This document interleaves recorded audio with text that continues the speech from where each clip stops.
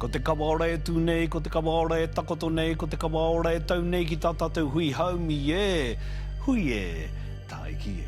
This week, on The Hui, an exclusive look at ex-prisoners trying to break free from their criminal past. They would be what I call the forgotten or the unreachable. With the help of the Grace Foundation, the largest bail house in Aotearoa. A lot of our guys who were born into the gang life, they had no choice. And reconnected to Te Ao Māori. Everything that has hurt me, everything that is bad that I've done, I brought that to the table and just released it.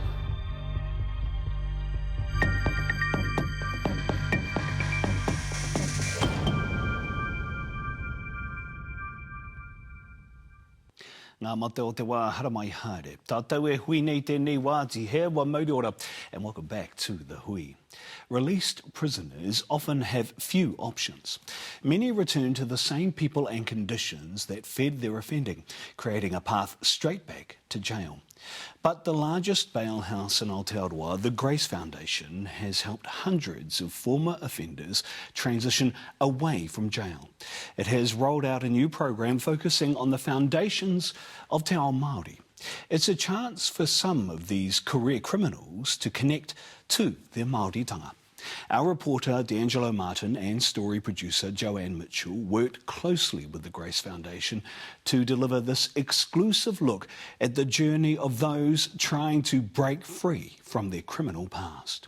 We are conscious many of the gang members featured in this story have committed crimes and that there are victims of their offending. However, this story focuses solely on their efforts towards rehabilitation. Gangs of Aotearoa. Side by side, bitter rivals. There's gangs like the Panguru mob in here, the Black Power, the Killer Bees, the Headhunters, the Bloods, the Crips. Once divided, now doing it together.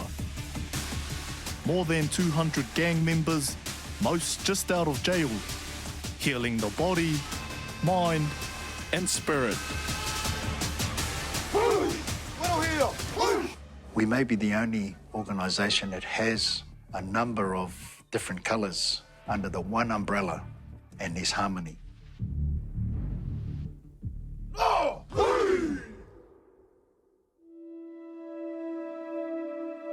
Hi, kia ora, I'm Hone, 40 years of age.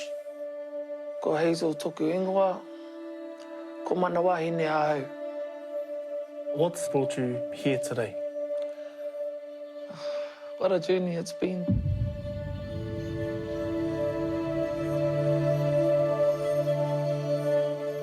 Born and bred in Māngere, those are my roots. And I had only one thought, make it out of the gutter, make it out of the ghetto. Spent the first 8 years of my life in Hokianga with my mother. Grew up around drinking, heaps of violence. I used to see my mum just get beaten up all the time. My mum left my dad because of domestic violence and, the drug life. She was a sole mum.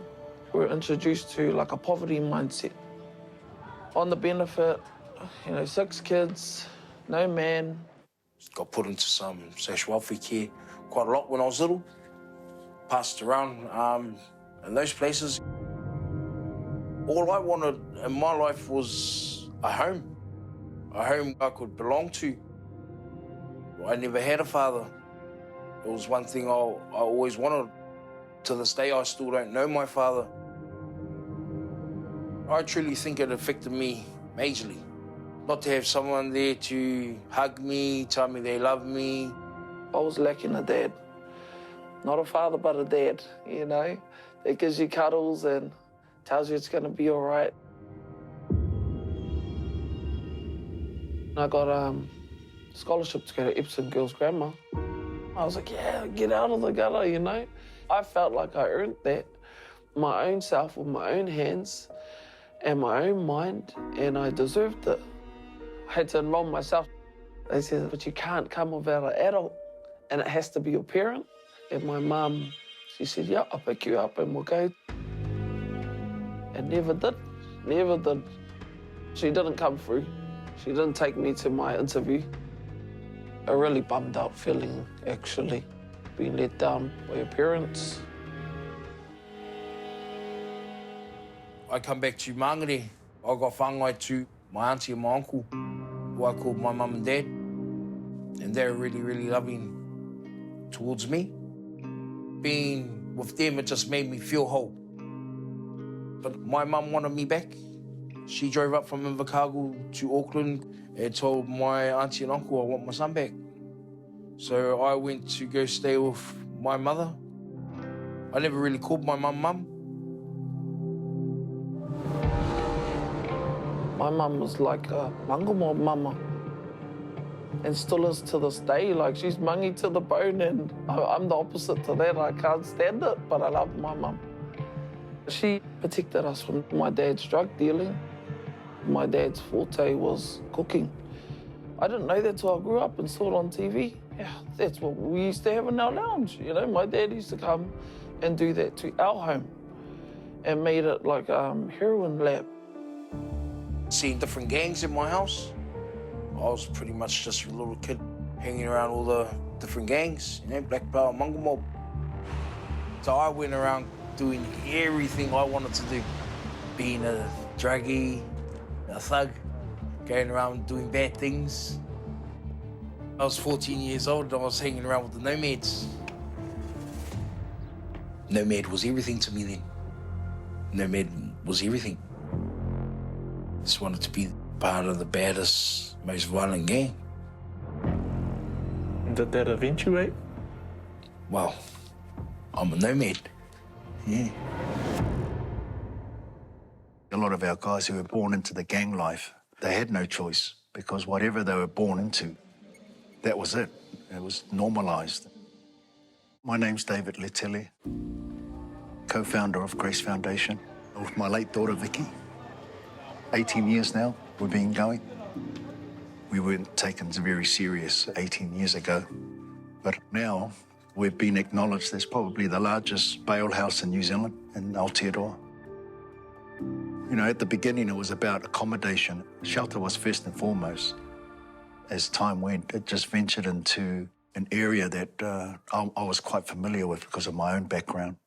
So I'm a former state ward, removed from home at the age of 10. At age 15, I ended up being a patch member for the mob and just, you know, escalated through the ranks quite quickly. 17 as Sergeant of Arms and President at 19. Short-lived because at the age of 22, got sentenced to a 10-year prison term for armed robbery. It wasn't until the age of 46 that I turned my life around. So I think it was that experience that's led me to what I do today.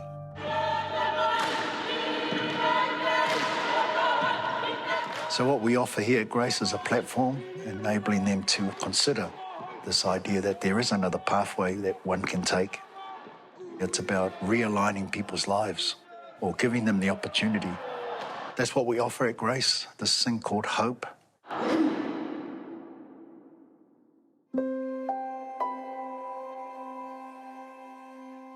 When did you meet Hazel? So Hazel, I met Hazel when I was 18, 19. I don't know, Hazel was like the first person I've ever asked out. And how's the last 20 years been with her? Oh, it's been up and down, quite like a roller coaster. I mean, most of it's because of me. The turning point for us was we had a big wake-up call and we went to jail. We both went to jail.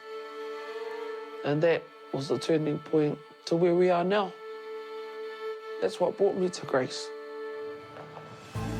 Coming up, Because there's this movement that Grace is doing that they've never seen before. a marae retreat is life-changing for some. But will best-laid plans fall apart?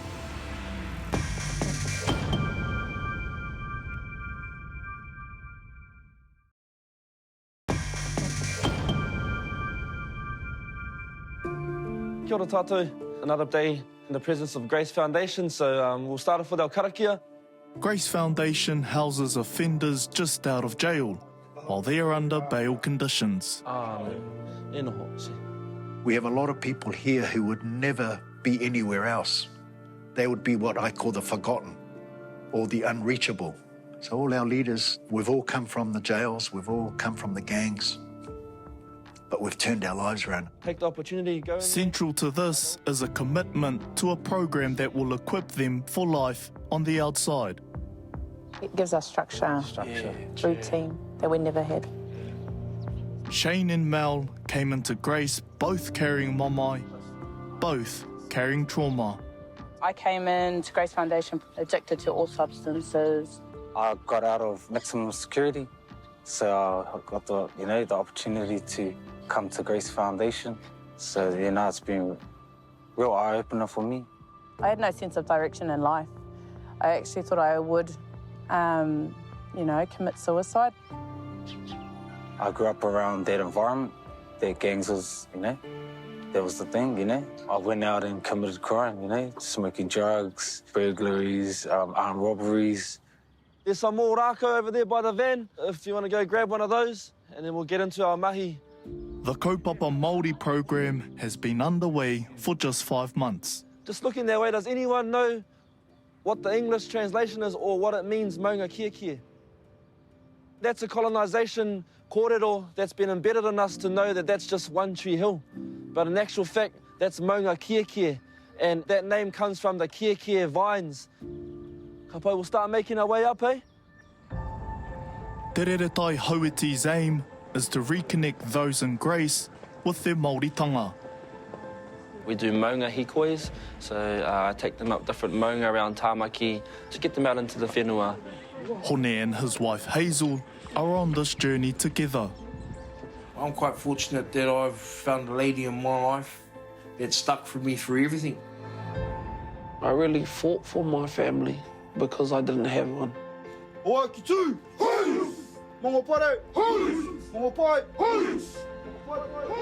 It's a journey that is going to help heal our past hurts.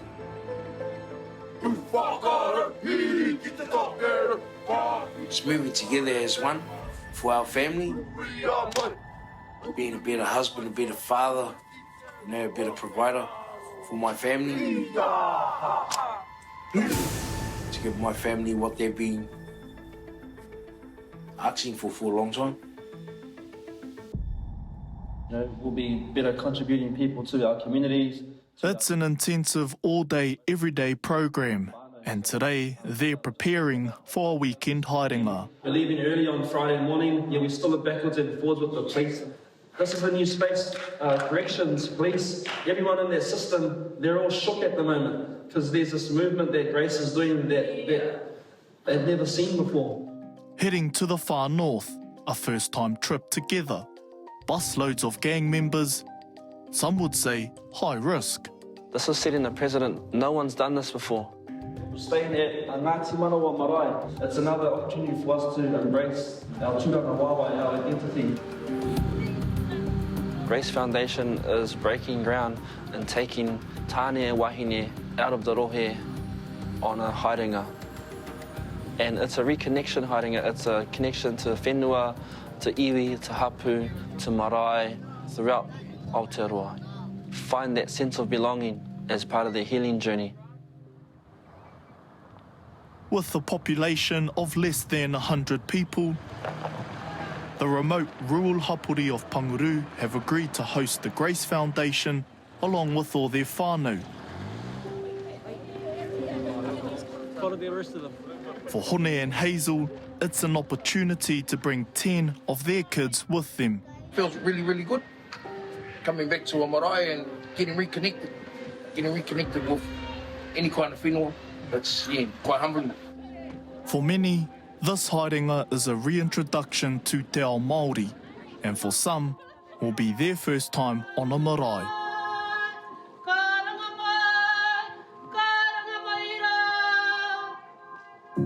Despite their backgrounds, they are accepted warmly by the Hokianga. This weekend is all about learning, sharing, and putting their mahi into practice. Police make their presence known. but they leave after a few hours acknowledging the positive kaupapa. It's not about fixing you. It is about being the change, yeah? Kind of just trying to keep them out of the rain, but kids will be kids, they just love it. We're so used to schedule and time and all these things before we came. And now I'm just seeing the layers fall off them and their ahua is bright and they just feel happy. And even though it's raining, there's no dim on them at all, so it's beautiful. Oh, put it right there.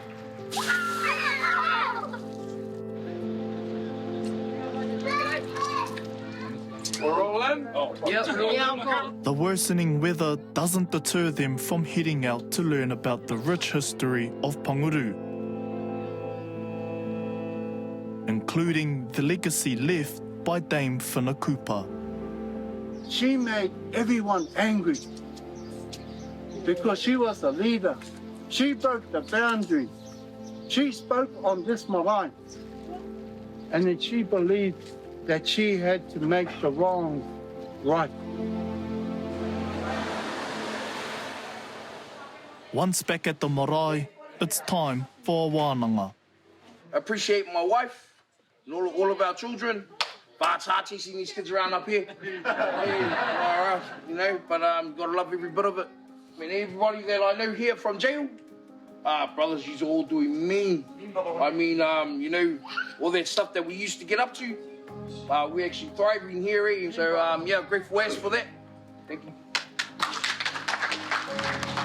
If there was any words of encouragement, I just encourage everybody to learn their pepers, learn their whakapapa, because it's just that much better knowing where you come from, eh? So you know where you're off to. Gang or not, bro. So put your family first. Manga. Go. Here, they have learnt the foundations of te ao Māori, connecting, sharing kai, and picking up a tea towel. Grace has given me that mana, that ihi, to stand up and not be whakama. For Shane and Mel, this trip is life-changing. Kia ora whanau. I'd just like to say I'm Mel. My darling, since I first met you, I want to eat you.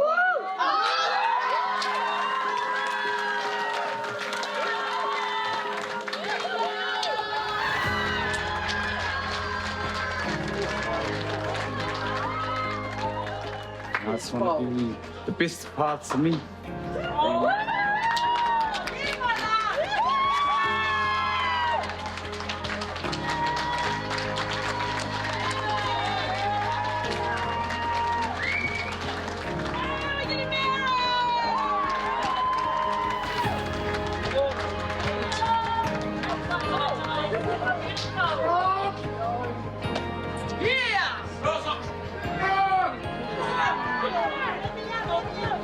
And then when you're ready and you know she's the one, you know, just, yeah, get it done.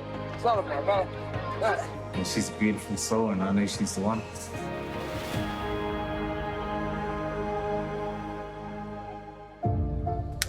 Coming up, as one chapter ends, another begins in the journey of reclaiming mana and identity.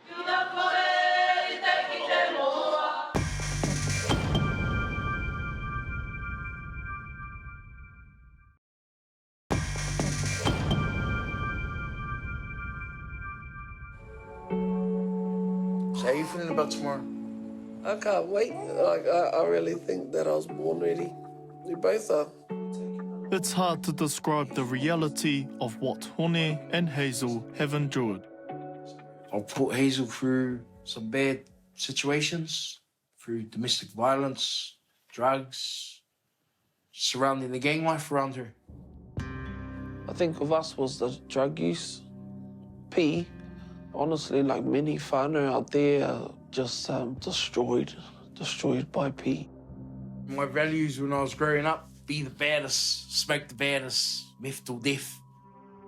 Those were some of my values back then. If we didn't have the resilience and the perseverance that we have, would still be there, would be in jail. Being able to change dysfunction, addiction, whatever it is. That has become my drive in life. Their life is taking a turn for the better. I'm really proud of you, babe. I'm really proud of you. Us. It was one thing when they suggested me getting my mata water, and then when I heard that you wanted to get yours, it made me feel really good, that we do it together. So I'm really, really blessed that I'm walking this journey with you.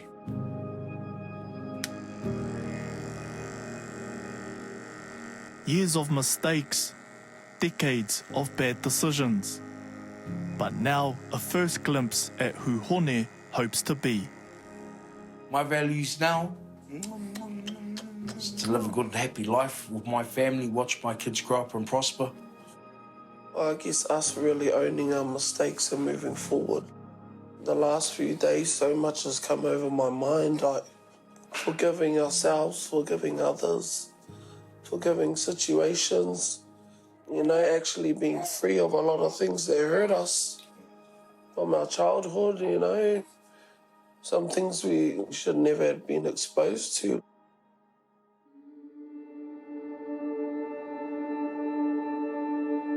Wanting to be the change for their whanau, Hazel and Hone prepare themselves for the next chapter of their lives. I know who I am. I know where I'm from. And I've overcome everything that has ripped me apart and kept me held down. All those strongholds, I've been able to cut those off. And it makes me really proud and really driven in this kaupapa.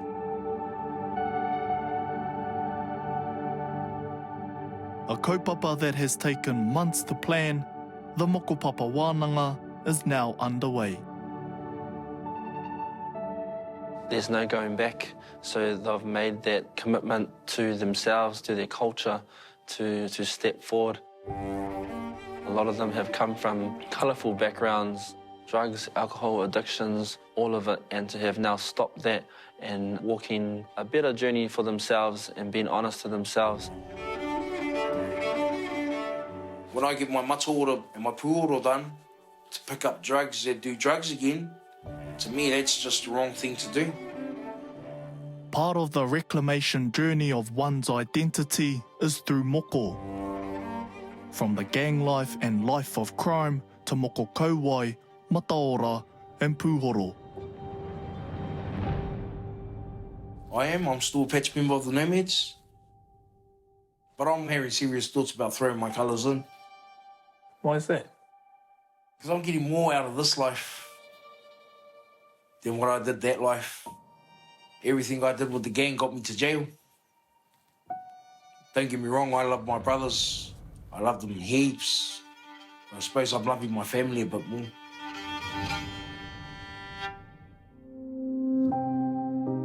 It makes me feel grateful that I'm able to support these tāne, give them a glimmer of light within their life. Massive change has been made in the individuals. Some may carry on to the community, but some may go back into the jails. What happens when they reoffend? This idea of chances, because people have come, they get released, they get exited, they go around the block again, and they come back to grace. If we hold on to them, they're not learning. So we do have to let go in the hope that down the track that penny drops. Is that hard for you? It is hard because I see potential. I see potential. But the issue is, do they see it? Going on the table, I actually brought everything with me. Everything that has hurt me, everything that is bad that I've done. I brought that to the table and just released it. Being strong in their identity is one thing, but wanting to be more present in the lives of their tamariki is another. I've seen a lot of change in my parents. It's something Hone and Hazel's oldest daughter, Fade, yearn for. It's amazing to see them feel confident enough and worthy enough for like Nipple and Matilda. Fade has just graduated with a law degree.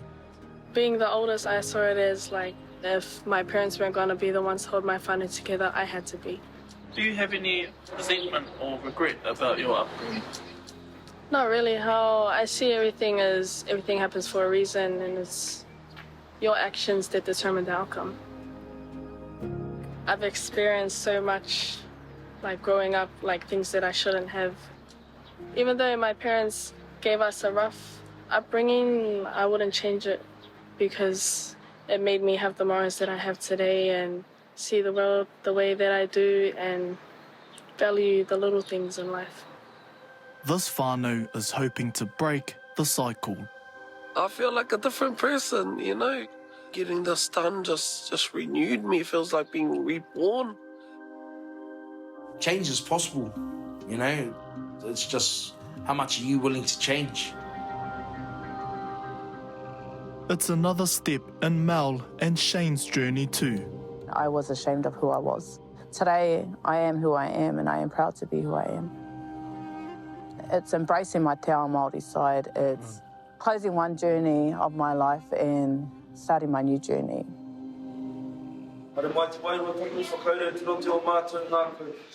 I'm a true believer that we have a God that is indeed real. We don't preach that. What we do is we walk it out and live it in the hope that others get curious. Grace Foundation has brought me back to being me.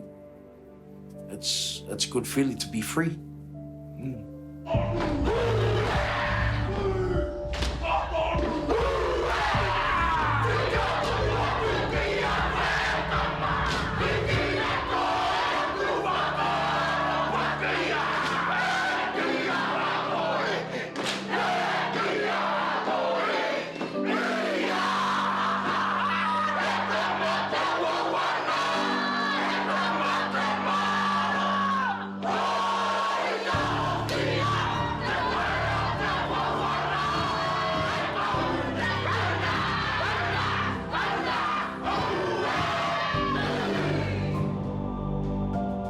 My values have changed dramatically from being something bad to something good.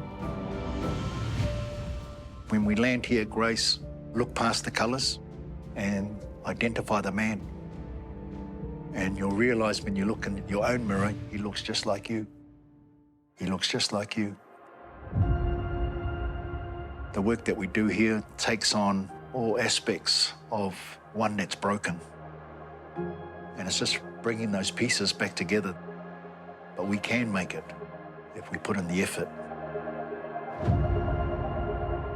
With the markings of their tupuna now etched permanently onto the skin, for these wahine and tāne, their new journey begins.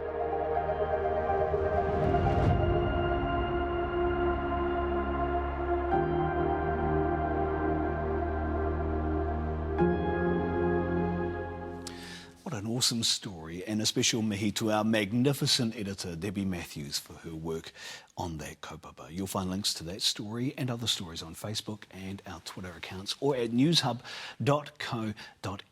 Kia mau ki te tūranga o Taputupu Ātea haumi e, hui e, tae ki e.